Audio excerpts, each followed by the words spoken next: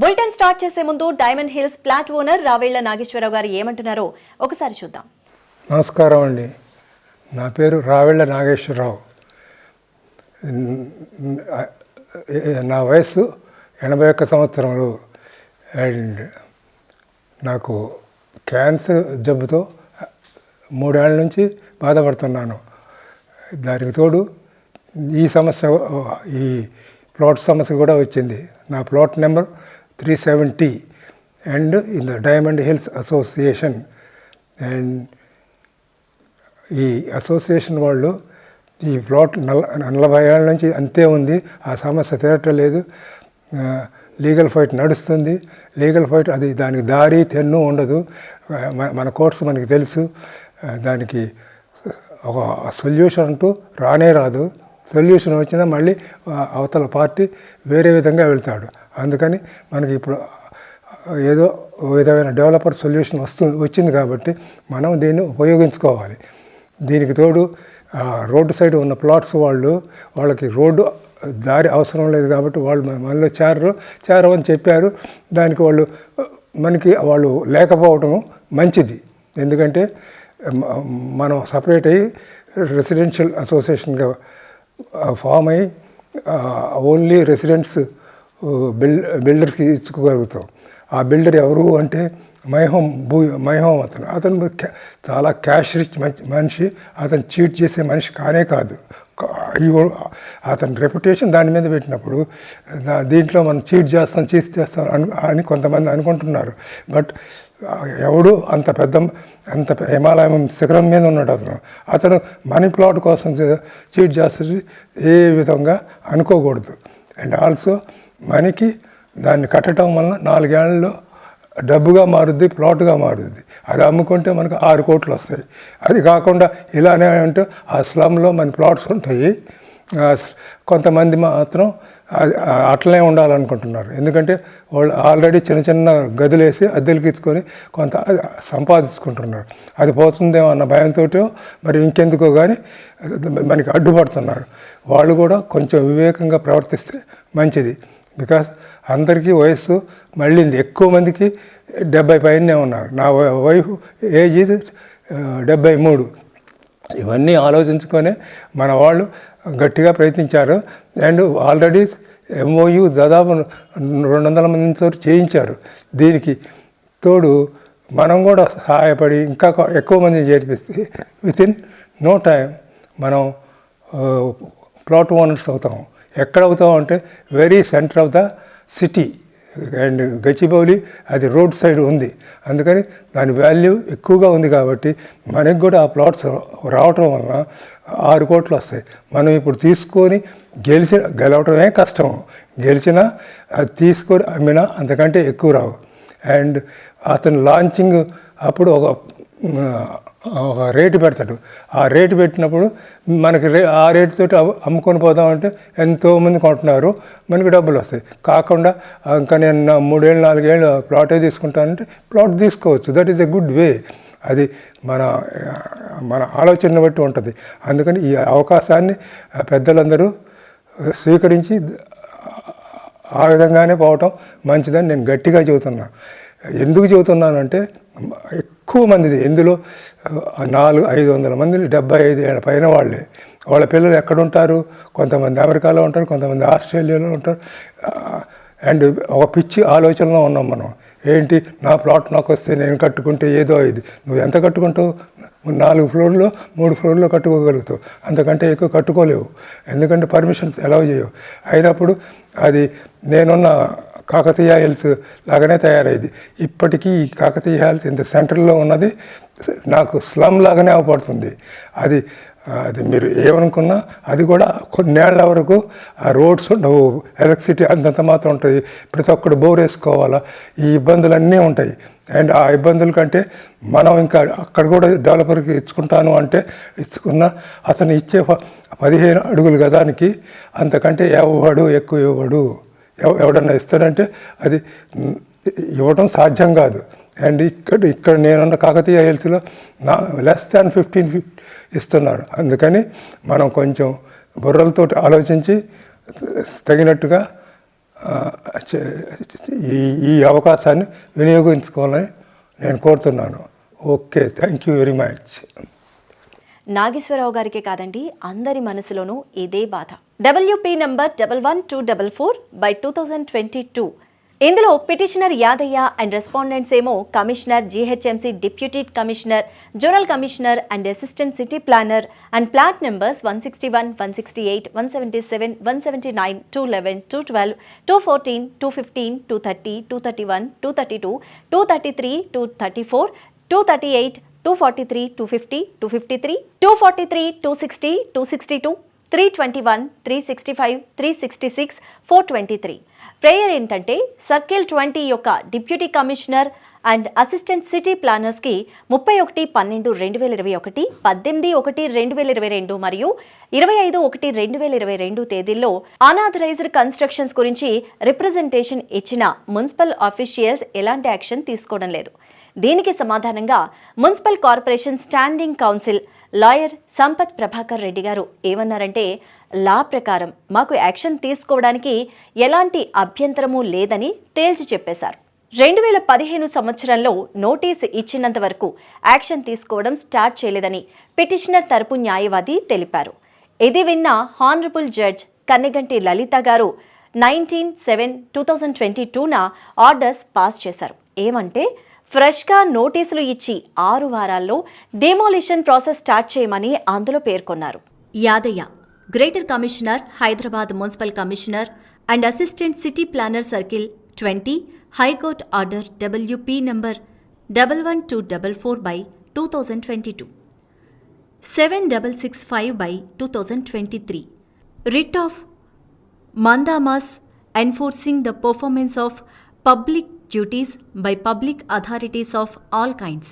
దీన్ని బేస్ చేసుకుని municipal authorities 7771/UC 2022, 7774/UC 2022, 7772/UC 2022 అనే నెంబర్స్తో డిమాలిషన్ ఆర్డర్స్ ఇష్యూ చేశారు. ఏమనంటే, సదరు ఫ్లాట్స్లో ఉన్న ఇల్లీగల్ కన్స్ట్రక్షన్స్ తీసివేయాలని, లేకపోతే డిమాలిషన్ చేస్తామని నోటీసులు ఇష్యూ చేశారు. ఆ ఆర్డర్స్ మీద విజయభారతి స్కూల్ వారు స్టే ఇవ్వాలని కోరుకుంటూ WP నంబర్ 7665/2023 ద్వారా కోర్టుని అభ్యర్థించారు. కోర్టు 3 వారాల వరకు డిమాలిషన్ చేయవద్దని చెప్పింది. తర్వాత WP నంబర్ 8474/2023 ద్వారా ప్లాట్ ఓనర్స్ 168, 212, 233, 234, 263, 250, 253, 260 మరియు 423కి హానరబుల్ జడ్జి గారు ఏమని ఆర్డర్ ఇచ్చారంటే, ఇండివిజువల్గా నోటీసులు ఇస్తే మీరు వేయవలసింది ఇండివిజువల్ రిట్ పిటిషన్ కదా, కామన్ రిట్ పిటిషన్ ఎలా వేస్తారు అంటే ప్రతి ఆర్డర్కి ఒక పిటిషన్ వేయాలి అంటూ జడ్జి గారు పిటిషన్ తరపున లాయర్ గారికి చెప్పారు. ఇండివిజువల్ పిటిషన్లు వేయాలని కేసు కొట్టేశారు కూడా. పిటిషనర్స్లతో ఇండివిజువల్ పిటిషన్స్ వేయిస్తామని పిటిషనర్ తరపు న్యాయవాది కోర్టుకు చెప్పారు. అంటే డెమాలిషన్ అనే ప్రాసెస్ లైవ్లోనే ఉంది. దీని మీద మ్యాటర్ A333 అనుంది. స్టే ఇవ్వలేదు. ఎప్పుడైనా వీరి బిల్డింగ్ డిమాలిషన్ చేసేయవచ్చనమాట. ఎలాంటి నోటీసులకు సంబంధించి అన్ని కోర్టు కేసులకు ఇదే రూల్ వర్తిస్తుంది. దీని తర్వాత మన ఫ్లాట్ ఓనర్స్ మళ్ళీ ఇండివిజువల్ రిట్ పిటిషన్లు వేశారు. మళ్ళీ కోర్టు రిజిస్ట్రార్ గారు ఈ కేసు టేకప్ చేయలేము, ఇవి కింది కోర్టులో వేయవలసిన కేసు, మీరు కింది కోర్టుకు వెళ్ళండి అంటూ సూచనలు ఇచ్చారు. ఇదండి మన మేధావుల కోర్టుల నాలెడ్జ్. వీరు మళ్ళీ కింద కోర్టులో పిటిషన్ వేస్తారనుకోండి, అంటే వీరు 2 సంవత్సరాల నుంచి వీళ్ళ ఆస్తులు వాటి మీద వచ్చే అద్దెలు తప్పించి లేఅవుట్ డెవలప్మెంట్ కానీ లేఅవుట్ కోర్టు కేసుల విషయం కానీ వీరికి అస్సలు పట్టింపు లేదు. అంటే వీరికి ఈ విషయాలన్నీ తెలియక కాదు, తెలిసి కూడా ఇలా చేస్తున్నారు. అంటే దానివలన డిమాలిషన్ ప్రాసెస్ ఒక 3 లేక 4 సంవత్సరాలు పోస్ట్ పోన్ చేసుకోవచ్చని. అలాగే లేఅవుట్ కేసులు కూడా ప్రొలాంగ్ చేస్తారు. ఎవరైనా విసిగిపోయి తక్కువ రేటుకు ఫ్లాట్లు అమ్ముతారేమోనని వీరి ఆశ. ఎప్పుడో 3 సంవత్సరాల క్రితం అనుకుంటాను, ఇదిగో వచ్చే 2022 ఆగస్టు 15న మన లేఅవుట్లో జాతీయ జెండా ఎగరేస్తామని చెప్పారు. అది ఏమైందో దానికి వారే సమాధానం చెప్తే మంచిది. 3 సంవత్సరాలు కాదు, వచ్చే 30 సంవత్సరాల్లో ఏ జెండాలను వీళ్ళు ఎగరేయలేరు. ఇంకో పెద్ద మనిషి ఏప్రిల్ 26, 2023న ఒక పందెం కాశారు. ఏమనంటే, 1 సంవత్సర కాలంలో జడ్జిమెంట్ వస్తుంది, లేకపోతే ₹1 కోటి పందెం అని చెప్పారు. అది ఏమైందో. ఇంకో పెద్ద మనిషి నల్ల కోటు వేసుకొని కోర్టులో ఫొటోస్ దిగి గ్రూప్లో పెట్టేవారు. మరి ఆయన గారు ఎటు మాయమైపోయారో తెలియదు. ఆ బ్రహ్మదేవుడికే తెలియాలి. 30 సంవత్సరాల నుంచి ఎలాగూ టైం వేస్ట్ అయిపోయింది. 3 సంవత్సరాల నుండి ఇంతవరకు ఒక్క అడుగు ముందుకు పడని కోర్టు కేసులు. ఇదిగో జడ్జిమెంట్ వస్తుంది అని చెప్తున్న వీరి మాటలు వింటున్న మీ అందరికీ వందనాలు. వారి పర్సనల్ కోర్టు కేసుల గురించి వారికి టైం సరిపోవట్లేదు. ఇలా అన్ని తప్పులు చేస్తున్న వీరు మన కోర్టు కేసుల గురించి ఫైట్ చేసి గెలుస్తామని వీరిని నమ్ముతున్న మిమ్మల్ని ఏమనాలో బహుశా డిక్షనరీలో వెతకాలేమో. మేము మా ఛానల్ ద్వారా మళ్ళీ చెప్తున్న ఇంకొక 10 సంవత్సరాలు అయినా ఈ కోర్టు కేసులు తేలవు. ఇవాల్టి ఎపిసోడ్లో మనం చెప్పినటువంటి డిమాలిషన్ ఆర్డర్స్ ఎవరెవరికి వచ్చాయో చూద్దాం. అంటే ఇవన్నీ వీళ్లకు తెలియనివి కాదు. ఒక్కొక్కరు ఈ సైట్ల మీద వచ్చే అద్దె డబ్బులతోనూ సైట్లను మోర్టగేజ్ చేసి బ్యాంకుల ద్వారా అప్పు తీసుకొని ఉంటారు. 2013 నుంచి 18 వరకు ఆ డబ్బులు ఎక్కడో ఇన్వెస్ట్ చేసి అవి ఇప్పుడు కోట్లు ఆస్తి అయి ఉంటుంది. దీని మీద మాత్రం వచ్చినంతకాలం అది వసూలు చేసుకొని వదిలేద్దామని వీరి ఆలోచన. అందుకే ఈ కోర్టు కేసుల సాగతీత. వీరి మాటలు నమ్ముతున్న మిమ్మల్ని ఏమనాలో తెలియట్లేదు. అంతేలే, గొర్రె కసాయి వాడినే నమ్ముతుంది కదా. ఇదే కాదండి, మన లేఅవుట్కు సంబంధించి WP నెంబర్ 16718/2023 నెంబర్ గల కేసు కూడా పెండింగ్లో ఉంది. అది కూడా జడ్జిమెంట్ స్టేజ్లోనే ఉంది. ఇలా మెయిన్ కేసు తప్పించి చిన్న చిన్న కేసుల మీద మనవారి జాసే ఎక్కువైంది. మెయిన్ కేసు ఎప్పుడో చెత్తబుట్టలో పడేశారు. అసలు మనకే అసోసియేషన్లో 2 గ్రూపుల గొడవ డిమాలిషన్ నోటీస్ నుంచే మొదలైన విషయం మీకెవరికైనా తెలుసా? ఈ సినిమాలో 2 ఊళ్ల మధ్య గొడవ 5 రూపాయల నుంచి మొదలైంది. అలాగే ఇక్కడ గొడవ 5 లక్షల నుంచి మొదలైంది. మన పాత అసోసియేషన్ వారు DHTS అనే సొసైటీ ఫామ్ చేసి దాని పేరు మీద పంజాబ్ సిండ్ బ్యాంక్లో 5 లక్షల రూపాయలు ఉంచారు. ఈ 5 లక్షలు లేఅవుట్కి సంబంధించిన ఖర్చుల నిమిత్తం ఉంచారు. ఎప్పుడైతే ఈ డిమాలిషన్ గురించి కోర్టు నుంచి నోటీసులు వచ్చాయో అప్పుడు ఈ నోటీసులు అందుకున్న కొంతమంది ఆ 5 లక్షల కోర్టు ఖర్చులకి ఇవ్వమని కోరడంతో వాళ్ళు, అంటే పాత అసోసియేషన్ వారు, ఆ ప్రపోజల్కి ఒప్పుకోలేదు. కోర్టు కేసులు మీ పర్సనల్ సైట్ల డిమాలిషన్ గురించి వచ్చినవి. దానికి మీరు వసూలు చేసుకున్న అద్దె డబ్బుల నుంచి చెల్లించండి, అంతేకాని సొసైటీ డబ్బులు ఇవ్వడం కుదరదు అని చెప్పారు. వాళ్ళు డబ్బులు ఇవ్వకపోయేసరికి 2వ గ్రూప్ వారు డైమండ్ హిల్స్ ఎలా అభివృద్ధి చేస్తారో అంటూ నోటీసులు అందుకున్న కొంతమంది ఛాలెంజ్ చేసి బయటకు వచ్చి అసోసియేషన్ టేక్ ఓవర్ చేసుకోవడం, డెవలప్మెంట్కి ఇవ్వకుండా ఆపడం, ఇలాంటివన్నీ జరుగుతూనే ఉన్నాయి. మీకు ఇక్కడ చూస్తే అర్థమవుతుంది. డైమండ్ హిల్స్ లెటర్ హెడ్లో ఆల్మోస్ట్ 50% నోటీసులు అందుకున్న వారే. అసోసియేషన్ టేక్ ఓవర్ విషయం కోర్టులో జడ్జ్ పెండింగ్లో ఉంచడం వల్ల ఈ విషయం ప్రస్తుతానికి మనం ఇక్కడ డిస్కస్ చేయకూడదు. సొసైటీ కేసు కోర్టులో ఉండడం వల్ల ఆ 5 లక్షలు సేఫ్గా ఉన్నాయి. లేకపోతే వాటిని వాళ్ళ పర్సనల్ కోర్టు కేసుల నిమిత్తం వాడేసేవారు. ఏదో కోర్టులో చూపించాలి కదా అని వీరు ఒక 4 లక్షలు డిపాజిట్ చేసి మొత్తం 9 లక్షలు HDFC బ్యాంక్లో ఉంచారు. మన లేఅవుట్లో అరవింద సమేత సినిమాలో చూపించినట్లు జగపతి బాబు లాంటి క్యారెక్టర్స్ 4 ఉన్నారు. వీళ్ళు లేఅవుట్ నాశనాన్నే ఎల్లప్పుడూ కోరుకుంటుంటారు. ఈ సినిమాలో ఒక విలన్ కక్ష సాధింపు మీద సినిమా మొత్తం కథ నడిపించారు. అలాంటి విలన్లు 4 ఉంటే సినిమా ఇంకా ఎలాగా ఉండేదో ఒకసారి ఆలోచించండి. ఆ 4 మొత్తం లేఅవుట్ సర్వనాశనం చేస్తున్నారు. అయినా వాళ్ళని అని లాభం ఏంటి? క్లైమాక్స్లో చూపించినట్లు జనాలలో, అంటే ప్లాట్ ఓనర్స్లో తిరుగుబాటు వస్తే తప్ప ఇలాంటి దుష్ట చతుష్కయాల ఆటలు సాగుతూనే ఉంటాయి. క్లైమాక్స్లో చూపించినట్లు జనాల్లో, అంటే ఫ్లాట్ ఓనర్స్లో తిరుగుబాటు వస్తే తప్ప ఇలాంటి దుష్ట చతుష్కయాలు ఆటలు సాగుతూనే ఉంటాయి. సినిమా కాబట్టి ఎక్కడో ముగించాలి కాబట్టి అలా జనాల్లో తిరుగుబాటు వచ్చినట్లు చూపిస్తారు. కానీ నిజ జీవితంలో, అంటే మన డైమండ్ హిల్స్లో తిరుగుబాటు వచ్చేది లేదు. ఈ డైమండ్ హిల్స్ కథ ముగిసేది లేదు. ఆంధ్రజ్యోతి దినపత్రికలో ప్రచురించినట్లు మన డైమండ్ హిల్స్ ముగింపు ఒక Dharavi. Plot number 234 owner Mohammed Yakub demolition notice Royal Enfield వారికి ఇచ్చారు. అలాగే ప్లాట్ నెంబర్ 238 రవీంద్ర రెడ్డి గారు ప్లాట్ ఓనర్ నోటీస్ ఆయనకే ఇచ్చారు. ప్లాట్ నెంబర్ 262 శశి గారి ప్లాట్ ఓనర్ నోటీసు మనోరమ వారికి ఇచ్చారు.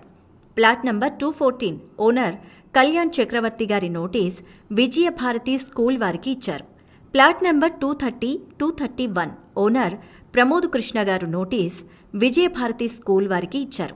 ప్లాట్ నెంబర్ 232 ఓనర్ సత్యనారాయణ గారు నోటీస్ విజయభారతి స్కూల్ వారికే ఇచ్చారు. ప్లాట్ నెంబర్ 215 ఓనర్ శ్రీనివాస్ గారి నోటీస్ విజయభారతి స్కూల్ వారికి. ప్లాట్ నెంబర్ 321 ఓనర్ జ్యోతిర్మయి గారి నోటీస్ విజయభారతి స్కూల్ వారికే ఇచ్చారు. మిగతా వారు డిమాలిషన్ వద్దని కోర్టులో ఫైట్ చేస్తుంటే విజయభారతి స్కూల్కి రెంట్కి ఇచ్చిన వారికి ఆర్డర్స్ పాస్ చేస్తేనే బాగుంటుందని వీరి ఆశ. ఎందుకని అంటే విజయభారతి స్కూల్ వారు ఈ 5 ప్లాట్స్ ఆక్యుపై చేద్దామనే ఆలోచనలో ఉన్నారు. ఇవాళ విజయభారతి స్కూల్, రేపు అద్దెకు ఇచ్చిన అందరికీ ఈ ఇల్లీగల్ ఆక్యుపేషన్ బాధ తప్పదు.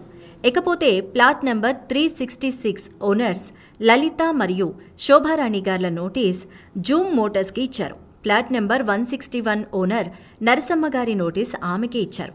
ప్లాట్ నెంబర్ 211 ఓనర్ జే గోపి గారు నోటీస్ వారికే ఇచ్చారు. Plot number 233 owner Upendra Reddy గారు నోటీస్ విద్యాసాగర్ రావు గారికి ఇచ్చారు. Plot number 243, 260 owners Pavani Reddy గారు మరియు అనిల్ రెడ్డి గారు నోటీస్ లార్డ్ ఫర్నిచర్స్కి ఇచ్చారు. ప్లాట్ నెంబర్ 250, 253 ఓనర్స్ సదానందరావు గారి నోటీస్ శాంతినాథ్ గ్రానైట్స్కి ఇచ్చారు. Plot number 365 owners Ajay Kumar, Gangadevi, Satyanarayana Reddy, holder Gangadhar గారు నోటీస్ జూమ్ మోటార్స్కి ఇచ్చారు. ప్లాట్ నెంబర్ 423 ఓనర్ ఝాన్సీ గారి నోటీస్ స్నేహ చికెన్ సెంటర్ వారికి ఇచ్చారు. ప్లాట్ నెంబర్ 212 ఓనర్ లీలావతి గారి నోటీస్ స్వాతి ప్రమోటర్స్కి ఇచ్చారు. Plot number 168 owner Om Prakash గారి నోటీస్ వారికే ఇచ్చారు.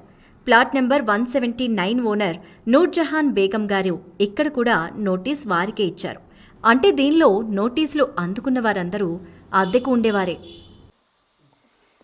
నమస్కారం అండి, నా పేరు Nageswararao. I have a plot in Diamond Hills. My plot number is 370 and I have been suffering from I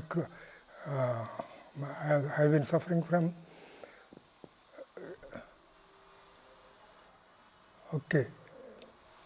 I have been suffering from cancer for the last 3 years and I am 81 years old and I want to have some solution for my plot in Diamond Hills. And solution is, if the solution they give, that would be better. And the solution I suggest is, it is better to give it for the developer, because developer gives within 3 or 4 years. If you go for legal opinion, legal fight, it takes years and years, and it won't be, we don't get any solution. Even we may lose our case. That is the reason I am saying that we have to go for only development. And a developmentor is already we have my home builder. He is a great builder. He is a cash rich man. He doesn't desert us. He doesn't cheat us. He doesn't like to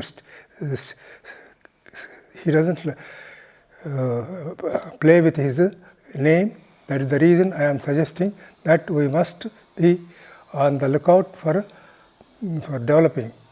And even now, the front roadside owners are not ready to join. They don't join because they have the way to their plots, whereas our plots are inside. Inside plots, we have a good solution now, and the offer is good, and the solution is, luckily we are delinking ourselves with the main plot owners.